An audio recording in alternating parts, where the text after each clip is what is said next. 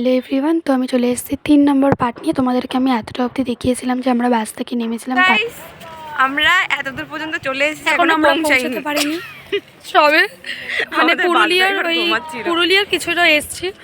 আর ভালো লাগছে না, খুব ঠান্ডা। এই যে আমাদের বাস, এই যে হ্যাঁ। তো তারপর আমরা এখানে কিছুটা ফটো ক্লিক করে দেন আমরা আবার বাসে উঠে গেলাম। এবার আমরা রেডি হচ্ছি যে আমরা পাহাড়ে গিয়ে একবারে ঘুরতে যাবো, যেহেতু সাইট সিনে আমরা বেরোবো।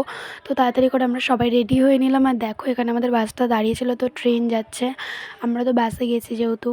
তো এইটা হচ্ছে এই রাস্তাটা, দারুণ রাস্তা জাস্ট। আর এই প্রকৃতিটা জাস্ট দেখতে অপূর্ব সুন্দর। তারপর আমরা ওখানে দাঁড়িয়ে ব্রাশ করে নিলাম। তারপর আমরা পৌঁছে গিয়েছিলাম। আর এখানে আমাদের হচ্ছিল লুচি আর আলুর তরকারি। তো আমাদের যেহেতু টিফিন, দেন এখানে সবাই মিলে আমরা একটু ফটো ক্লিক করছিলাম। আর এইটা হচ্ছে আমাদের বাস।